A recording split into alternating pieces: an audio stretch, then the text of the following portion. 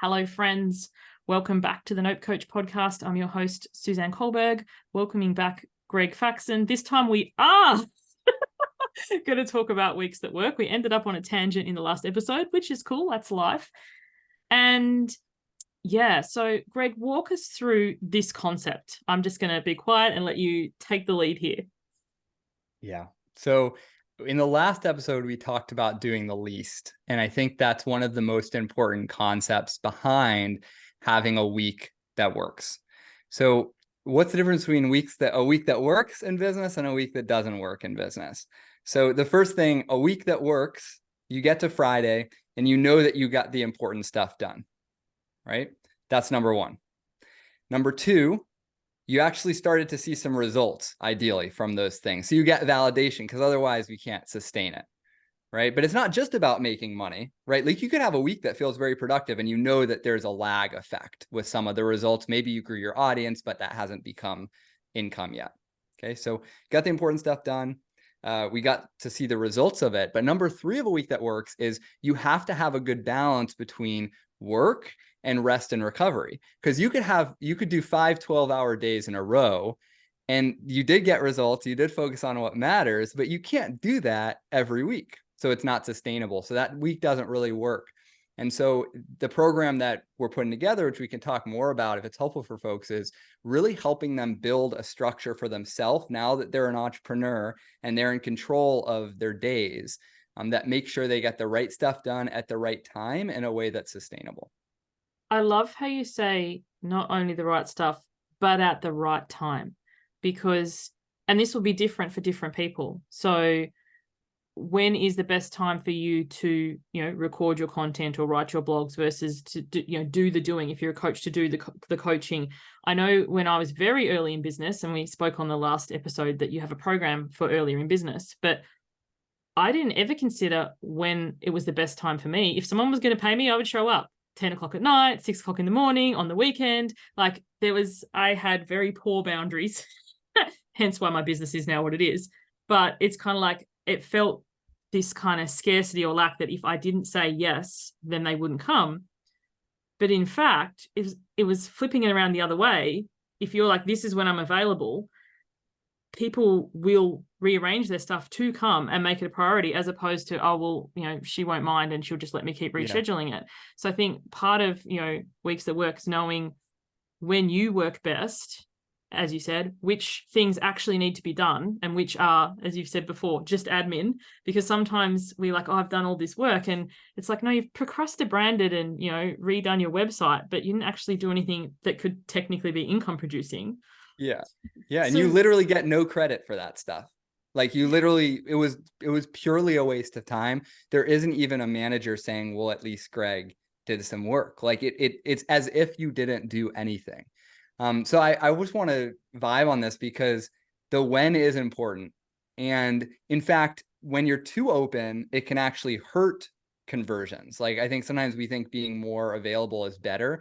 We've done some experiments, because with our business, it's a lot based on like people booking consults and then enrolling them on a sales call. And like, if you take 2 different calendars, one, there's maybe 4 or 5 times available. There's a scattering of times and days, but it's pretty clear the options people have, versus like a whole month's worth of like 9 to 5s. The first one's going to convert better, because it's just like, now I have to choose, as the end user, I have to choose between like 300 different times. It also sends kind of a weird vibe, because you don't seem very in demand. Yeah, it so does. Like, if you're like that, if you get a message and you're like, book in with me, and you see all these things, you're like, well, they're not very busy. Yeah, I guess this person sucks. So that can be helpful too. In terms of when, I read a book called When by Dan Pink. And it's about chronotypes, which is like within a day, our energy fluctuates. It goes up and down. And we have times in our day that are really good for focused analytical work. We have times in our day for creative work or social work with other people. And then we just have a trough. For most people, that's like right after lunch for a few hours. So for me, my trough is like 1:30 to 3:30. That's great admin time. Like eat lunch, take a nap and walk, and then just do like little admin stuff. I'm not going to get myself to like, write a novel during that time.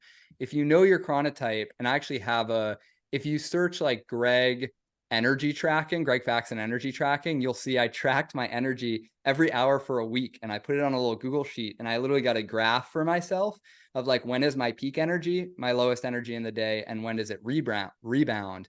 And so I literally have like a weekly map for myself that then Calendly, is based on when people book consults with me, and I have time blocked off for focused work.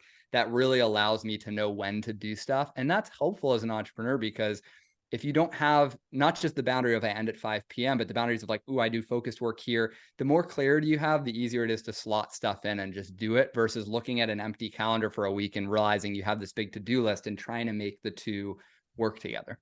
Yeah, that's a really good point. What are your thoughts on, I love how you said like tracking for you when your peaks and troughs are, and then putting the, admin type stuff in the troughs. What about like for different people? So like, I know some people do really well having, say, client facing days versus, content creation days. That doesn't work as well for me. I'd prefer to have like a client time and then a break and then that time in the one day. But like, do you tell people to like go with what works for them, or do you have a system? Or I think I've seen people work better with both, with either, like batching. Oh, I do all my focused work one day, all my client work one day. Obviously, then you stay in the same mode. I think in general, people would do better with a daily structure that's pretty similar day to day for the week. I've tried both, and I found that I can't really do more than 4 hours of, excuse me, like good calls. So if I can't do more than 4 hours of good calls, then it doesn't really make sense for me to have a call day where I'm doing more than 4 hours. For me, it tends to work better to have some focused work in the morning every day, have some calls in the afternoon, and have an admin period and a break in between. But it really depends on the person. And sometimes you have to experiment and see what works best for you. yeah, and like I have experience. So for me, I have clients globally, and like I'm in Australia, you're in the US, I assume. Yeah. And so what I do with my calendar is like, today we're recording this in what is my morning, and then I'll have my break in the middle of the day, and in the afternoon I'll do more, admin type stuff. And then other days of the week I'll flip it, because I also have clients who are in the UK, so that's more better served for the evening for me. But then also making sure amongst all that I actually have downtime, because something that you said earlier that I'm just cycling back to is, if say you have a really productive period and you work 12-hour days for 5 days and get a lot of content created, videos recorded, batch things done or whatever, then that's not sustainable, nor would we want that in the long term. So it's kind of like, looking at that planning and blocking and going, okay, I'm launching a course, I want to have all the videos recorded, or I'm wanting to do this so that I can, like, I have a perfect example. My program, Why Wait, is nominally 10 weeks. Next year, I'm going on a cruise in what would be smack bang the middle of it. And I sat with it and I was like, I could do like a mid-semester break. I've seen people do that. I could deliver half the program, have a break, come back with the other half of the program. And I was like, yeah, that doesn't sit well with me. I don't want to like lose the momentum and suddenly, because I'm going on a cruise. I'm not checking anything. I'm wholly unavailable for these 2 weeks. So instead, I'm actually experimenting with running it shorter, because my program's always delivered live. So instead of 10 weeks, it's going to be 8. I'm starting it earlier in the year so that I can take that break. And I think that's really, in terms of weeks that work, or, making your business work for you, that is embracing the flexibility of working for myself, as opposed to like having created a job. Yeah. Yeah. And I think that experimentation is important, and honoring like what's going to work best for you. In some ways, this is going to sound like, I don't know, this is going to sound maybe unscientific. It almost doesn't matter what the structure is. You don't have to have the perfect structure. You do have to have a structure that's realistic to you and just tells you how you need to operate. You can always change it, but you do need to know, like, at least for this few month period, here's what I'm experimenting with how I'm structuring my weeks, how I'm structuring my days, and then you can switch it up. But otherwise, you'll never learn. I also think it's important. I've had clients who were working on their weekly map, which is it's something that we're going to teach in Weeks That Work, but it's like just on an Excel spreadsheet, very basic. It has the hours of the day for each day of the week. And you can say, here's what I'm going to do during those times, not specific actions, but this is focused work. This is available for calls. But you need to actually take that and put it onto your calendar. It can't you can't just leave it in Google Sheets. You actually have to make it your calendar. And if you consistently find yourself ignoring reminders or rescheduling stuff, that's probably not actually realistic for you. There's a different flow that's trying to emerge. It's not your willpower. It may just be you need to construct it differently. Yeah. And I love that. And it's really worth, I love the fact that you bring point to, it's not just an activity you do in a program to get a tick, like from the teacher, yay, you did the thing, but then actually go and implement it in the business and test it. Because sometimes we create this amazing system that looks beautiful and then we forget things. So like, I know when I first started doing calendaring, like I've just now made a word, calendaring, like you mentioned, what I failed to take into account, like my son is on the spectrum, so he has lots of appointments, psychotherapist, occupational therapist, speech therapist. I'd put them in, but the travel time, like to get to those and stuff. So it's like, why do I not have time to do all the things that I've put in here? It's like I forget, or things like, meal prepping, or, movement, exercise, self-care, like it needs to be an overall structure, not just this is what I'm going to do. And when you work a traditional job, as you said before, you go and the boss gives you the things, or you have, this is what you do in these 8 hours. When you work for yourself, not only do you not have that unless you create it, but then you've got to follow it. But what happens when that falls down, like your children are sick or whatever, in a traditional job, you'd be like, oh, I'm going to take sick leave. Do you have things in place for that? Is that something you cover in the course? Yeah, that's actually a good idea. I'm going to make a note because this is the first cohort that we've gone through on that. And I think that's really important. It makes me think of the word self-discipline. So discipline comes from disciple, which means student.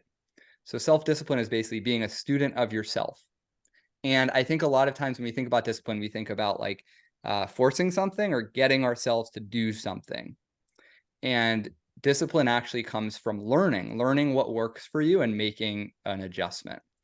And so instead of when you consistently aren't getting stuff done, or you're finding yourself procrastinating or avoiding something, say, well, tomorrow I'll just work harder and be more disciplined. What if it wasn't personal? What if you looked like as a scientist on what was happening and said, how can I change the environment I'm in? Like maybe I need to go to a coffee shop to do focus work because I don't do it here. What do I need to change and try so that I actually get this stuff done? I love that you mentioned the scientist aspect. It's something I talk to my clients about as well, because when we're in it, we can't be that objective. We make it mean something about us. Whereas when we're observing it, like, and the simplest tweak like that, it's like, I can't be focused. So here, this is my office desk. Literally right next to it, I have a creative desk with my craft stuff and my journal. They don't cross. When I'm at my work desk, I'm doing client calls or podcasts or whatever here. And then over there, I do that. And it was just it looks so bizarre when you look at my office to have two desks side by side. But when I was like task switching or like putting my craft stuff down and moving my laptop out of the way, it wasn't working. And that tiniest little tweak made all the difference. Yeah, I like that. Keeping stuff separate. And I think about that in terms of time and calendar too. Like, let's get like clean cuts. Like when you're done, let's be done. Let's go to one space to do this, one space to do that. And I think a lot of people's time and tasks end up like like I'm sort of doing this, but I'm also sort of like doing that. And sometimes we do need to watch the kid, or sometimes we have more requirements, but the cleaner cuts you can have time and activity and environment wise, the easier it is to get in the mode of getting things done. One thing that's been working really well for me is just focusing on 5 hours of focused work each day. And that could include client calls or sales calls or independent work that I'm doing. But I think sometimes there's a sense that there's always more to do in the business. And so it's hard to define enough for ourselves. So I've just said, look, 5 days a week, 5 hours, that's 25 good hours of work in my business. That's sustainable for me. And I can look in my calendar and I can say, all right, I'm at 4.5, I'll do half an hour more and then I'm done. And I'm really done for real. Like I'm not popping back in later in the night. I love that. And, defining what is done for you and the self-discipline too. So one of the things that I have implemented for myself is I don't have email on my phone, so that when, I am done with my laptop and the lid goes down and I leave the room, I'm not like just checking to had any responses. Has anybody clicked the link? No, I'm done. It will all still be there tomorrow. And I think for a lot of us, when we are online and some people are expecting a response immediately, and it's like, yeah, no, there's no emergencies in coaching. Like if you need a true emergency, go to the emergency department. They have people who will help you with that. But having really clear on your boundary and the self-discipline to stick to that so that you're not constantly working. Well said. I love that. So Greg, tell us more about this program, Weeks That Work, and where people can find out more about it if they're interested in their fit. Yeah, so I'm excited about this. So this is a 12-week group coaching program. I'm running it with a colleague, Gemma Gilbert. This is actually someone I coached when she started her business, and she's just like killing it now. So she's become a colleague, which is cool. A lot of the people we both work with are like coaches, consultants, service providers. They are ambitious, they've gotten started, and they're looking for more consistency in the business. So not really clear, like, what are the things I do in my business that make a difference? How do I get clear on that? And how do I stay consistent with it and keep dialing them in and put that into a weekly structure that works for me? So that's what we're going to be supporting people with. It's kind of like a case study group or a beta round. So it's at a lower investment than usual. And we're just focused on let's create as many success stories as we can for these 12 weeks. And then we'll probably raise the price or not include live coaching after that. I love that transparency. And where can people find out about it? Is it weeksthatwork.com? Weeksthatwork.com. Perfect. Thank you so much. Yeah, thanks for having me. Thank you, everybody. We'll catch you on the next one. Bye for now.